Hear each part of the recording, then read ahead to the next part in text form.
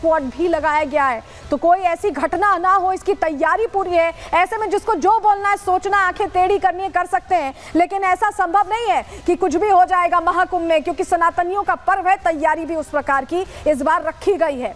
वहीं स्थानीय लोग भी भरोसा जाहिर कर रहे हैं उत्तर प्रदेश पुलिस पर, उत्तर प्रदेश सरकार पर महाकुंभ को लेकर। सुनिए जरा,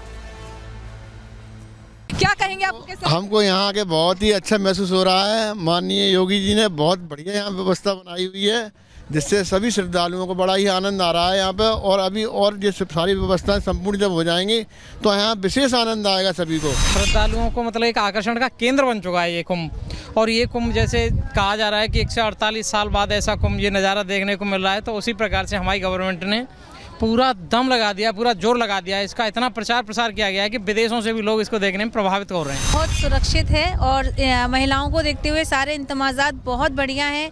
कपड़े चेंज करने के लिए, स्नान करने के लिए सब कुछ बहुत बढ़िया है। सभी महिलाएं आएँ और इस आनंद का लुत्फ उठाएं। नहीं, बहुत अच्छा है। तो अभी कुंभ के पहले की आहट है, तब ये तमाम इंतजाम बिल्कुल व्यवस्थित लग रहे हैं। और योगी जी के ऊपर इतना विश्वास है जनता को, और मोदी जी का जिस तरह से परचम लहरा रहा है विश्व में, और इस कुंभ के नाम पे अपने यहाँ तो जो है ये दूर दूर तक इस चीज़ का डंका बजा हुआ है और बहुत अच्छा लग रहा है। बहुत अच्छी व्यवस्थाएं हैं सरकार की, और घाट पर भी बहुत सफाई है। चारों तरफ बहुत अच्छा माहौल है, बहुत उत्साह है लोगों में, और सब कुंभ आए, नहाएं सब लोग। तो देख रहे हैं आप, स्थानीय लोग तो निश्चिंत हैं, निष्फिक्र हैं। उनका कहना है कि तैयारी पूरी है, लेकिन कुछ लोग हैं जो जहरीले बोल बोलने से, सनातन का जब सबसे बड़ा पर्व यहाँ मनाया जाना है तो उस पर जहरीला बोल बोलने से चूक नहीं रहे। सपा नेता की हम बात कर रहे हैं। खबर क्या है ये जान लीजिए। महाकुंभ पर विपक्ष की सियासत लगातार चल रही है, वो लगातार व्यवस्थाओं पर। अभी आपको याद होगा सपा अध्यक्ष ने कहा था कि अरे तैयारी नहीं है। सपा बार बार कुंभ पर सवाल खड़े कर रही है। महाकुंभ पर सपा विधायक के अब विवादित बोल सामने आ गए। ओम प्रकाश सिंह, जिनकी तस्वीर यहाँ आप देख रहे हैं, इन्होंने कुंभ पर सवाल खड़े कर दिया और कह दिया है कि कुंभ में नहाकर आदमी मरेगा। जहां लोग कहते हैं कि स्नान ध्यान करने से मोक्ष की प्राप्ति होती, जिसका इंतजार सालों साल किया जाता है। 4 कुंभ आते हैं, हर कुंभ में अर्ध कुंभ हो, महाकुंभ हो, कुंभ हो, हर किसी में लोग पहुंचना चाहते हैं, स्नान ध्यान करना चाहते हैं। उसके लिए कह रहे हैं कि नहाकर आदमी मरेगा। गंगा का पानी पूरी तरह खराब है, ये भी कह रहे हैं। और प्रशासन ने कोई ठोस इंतजाम नहीं किए गए। तमाम आरोप इनकी तरफ से लगाए जा रहे हैं। कुंभ के नाम पर पैसा लूटने का खेल चल रहा है। ये हल्की बातें, ये सारी हल्की बातें महाकुंभ को लेकर हो रही हैं, सनातन के इस महापर्व को लेकर हो रही हैं। सुन लीजिए ओम प्रकाश साहब कह क्या रहे हैं। इनको आम आदमी से पूछते नहीं, कुंभ नहाइए, कुंभ नहा के मरे आदमी।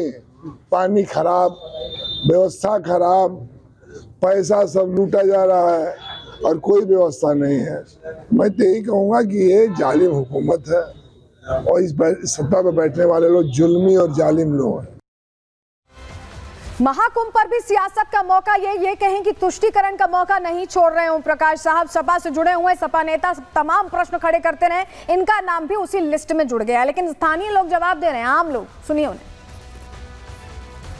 अररगल बयानबाजियां हो रही हैं। समाजवादी पार्टी के एक नेता हैं जिन्होंने ये कहा है कि गंगा में स्नान करने से लोग मर जाएंगे। नहीं, ऐसा कुछ नहीं है। गंगा से स्नान करने के 68 तीर्थों का फल मिलता है।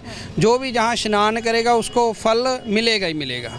तो बहुत दुनिया दूर दूर से यहाँ पे आती है, तो स्नान करके जाती है। उनकी श्रद्धा है और भावना है, भावना कोई फल लगता है भाई। ठीक है, आप क्या कहेंगे? हाँ जी, हमारी भी यही इच्छा है। गंगा मैया हमारी माँ है, इसमें स्नान कर कर पवित्र हो जाता है जीव। जो भी उसके पिछले और पूर्व के कर्म किए होते हैं वो सब कर्मों से छुटकारा पड़ जाता है। ऐसी कोई बात नहीं है कि गंगा से स्नान करने के आदमी बीमार हो जाएगा या मर जाएगा। ये देखो कितनी बड़ी गंगा मैया की कृपा है, सनातन धर्म जिंदा है और जिंदा रहेगा। तो देखिए, संत समाज, स्थानीय लोग तो यही कह रहे हैं कि सनातन धर्म जिंदा है और जिंदा रहेगा और इसकी प्रासंगिकता हमेशा बनी रहेगी। लेकिन यही सनातन का बड़ा पर्व महाकुंभ सनातनियों को तो रास आ रहा है, लेकिन देश के दुश्मनों और कुछ सियासतदानों की आंखों में खटक रहा है। रिपोर्ट देखिए।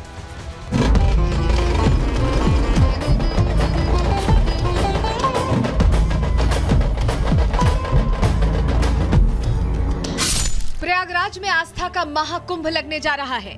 जैसे जैसे पहले राजसी स्नान की तारीख करीब आ रही है, वैसे ही सनातन विरोधियों की टेंशन बढ़ती जा रही है। कोई संगम की धरती को वक्फ की संपत्ति बता रहा है, तो कोई महाकुंभ के खिलाफ महायुद्ध की साजिश रच रहा है। अमेरिका में बैठकर खालिस्तानी आतंकी गुरपतवंत सिंह पन्नू खालिस्तान समर्थकों को भड़काऊ ईमेल भेज रहा है। पन्नू चाहता है कि राजसी स्नान वाले दिन खालिस्तान समर्थक लखनऊ और प्रयागराज पहुंचे, महाकुंभ का विरोध करें और खालिस्तानी झंडे लहराएं। लेकिन शायद पन्नू भूल गया है कि जिस प्रदेश में महाकुंभ का आयोजन हो रहा है वहां एक योगी का राज है जो आतंक फैलाने वालों का इलाज जानते हैं। पन्नू के 3 गुर्गे पीलीभीत में महज छिपने आए थे, लेकिन उनके गुनाह इतने बड़े थे कि बाबा की पुलिस ने उन्हें जहन्नुम पहुंचा दिया। आतंकियों के एनकाउंटर से पन्नू बौखलाया हुआ है। महाकुंभ में जिस तरह का सुरक्षा घेरा तैयार किया गया है उसने पन्नू के मंसूबों पर पानी फेर दिया है।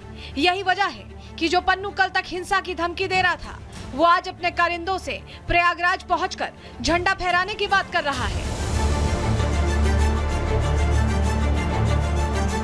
महाकुंभ देश के दुश्मनों को ही नहीं बल्कि कई सियासतदानों को भी रास नहीं आ रहा। जहां पहले सपा सुप्रीमो कुंभ की तैयारियों पर सवाल खड़े कर रहे थे, वहीं अब सपा विधायक ओम प्रकाश सिंह भी कुंभ पर विवादित टिप्पणी कर रहे हैं।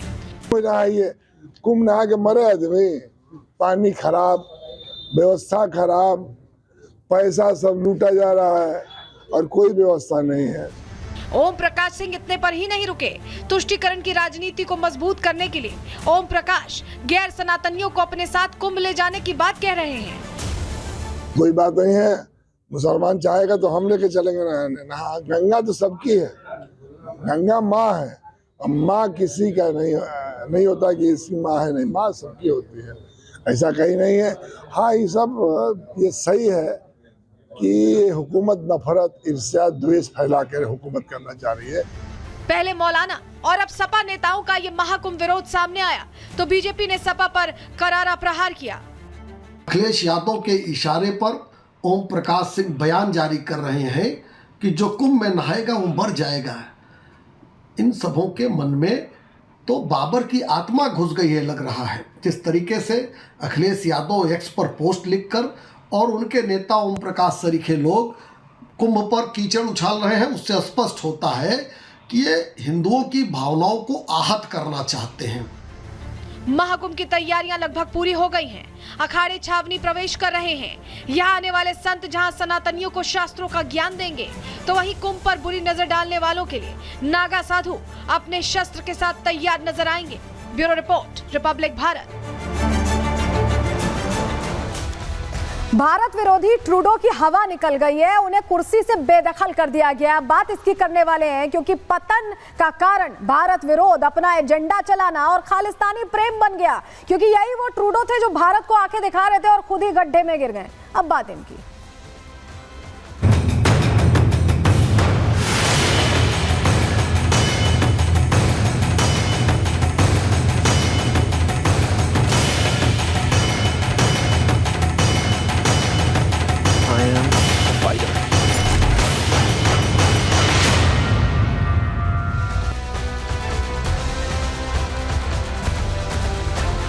और चलिए जल्दी से आपको बता देते हैं कि ट्रूडो के लिए नौबत क्यों आ गई। कनाडा के प्रधानमंत्री जस्टिन ट्रूडो ने इस्तीफा दे दिया है और ये इस्तीफा उन्हें देना पड़ा है। लंबे समय से उनके खिलाफ विरोध चल रहा था, उसके बाद उन्होंने इस्तीफा दिया।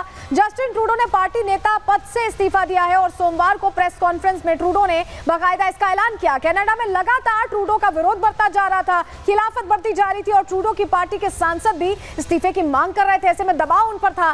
कई नेता चाहते थे कि इस्तीफे के बाद नया चेहरा मिले और कनाडा की संसद को 24 मार्च तक ऐसे में अब निलंबित कर दिया गया है। 24 मार्च से पहले पार्टी को अपना नया नेता चुनना होगा। उत्तराधिकारी नहीं चुने जाने तक ट्रूडो ही पीएम पद पर रहेंगे। क्या कहा ट्रूडो ने अपनी प्रेस कॉन्फ्रेंस में, सुनिए पहले। I intend to resign as party leader, as prime minister. This country deserves a real choice in the next election, and it has become clear to me that if I'm having to fight internal battles, I cannot be the best option in that election. To strengthen the economy post-pandemic and advance Canada's interests in a complicated world, that is exactly the job that I and we will continue to do for Canadians. तो Trudeau के इस्तीफे की कहानी आपने सुन ली, लेकिन ऐसा क्या हुआ कि जस्टिन ट्रूडो को इस्तीफा देना पड़ा? चलिए जल्दी से आपके सामने जानकारी रखते हैं, आपको बताते हैं कि ये राह क्यों मुश्किल हो गई। दरअसल ट्रूडो की कठिन राह में यहाँ पर क्या दिक्कतें आई। सबसे पहले लोकप्रियता में गिरावट आई, लोगों में नाराजगी हो गई, चुनावी हार का डर सताने लगा। इसी साल चुनाव है अक्टूबर नवंबर में होने, और पार्टी के अंदर ही नेतृत्व पर सवाल उठ गए। यानी जस्टिन ट्रूडो के नेतृत्व को कोई स्वीकार नहीं कर रहा था। पार्टी के कई सांसद उन्हें बोझ बताने लगे। खालिस्तानी समर्थक होने का खामियाजा उन्हें भुगतना पड़ा। वहीं कनाडा में अप्रवासियों की जो बढ़ती संख्या है वो भी उनके लिए चुनौती बनी, क्योंकि उन्होंने पहले हरी झंडी दी थी। कनाडा की आर्थिक अस्थिरता और बढ़ती महंगाई के चलते उनसे नाराजगी बढ़ती गई और ट्रूडो के खिलाफ ऐसे में अविश्वास प्रस्ताव आने वाला था और उससे पहले ही उन्होंने हथियार डाल दिए और इस्तीफा दे दिया। लेकिन